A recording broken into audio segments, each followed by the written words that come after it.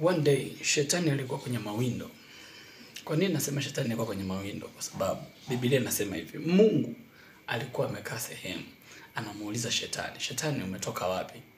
Shetani anasema nilikuwa kuzunguka huku na kule. Sikia, shetani hakuwa kuzunguka katika hali ya kawaida.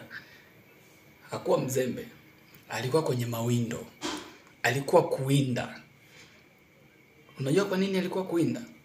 Sikia, Mungu anamuuliza, umemwona mtumishi wangu Ayubu? Akataka kujua jamaa alikuwa kwenye kuwinda huyu. Anamwambia, umemwona mtumishi wangu Ayubu?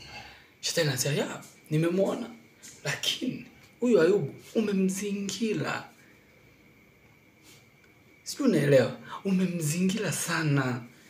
Manake alikuwa anawinda nafsi ya mtu, anawinda roho ya mtu.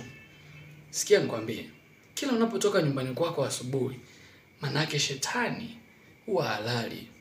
Kazi yake ni kuwa anazunguka, anatega mitego, anawinda watoto wa Mungu. Anawinda yule anayesema nimempokea Bwana kuwa Mwokozi na wa maisha yangu. Nimempa Yesu maisha yangu. Anawinda shetani ili aweze kukutoa kwenye ile hali ya kuwa mwana, ya kukombolewa ili uendelee kuwa mtumwa.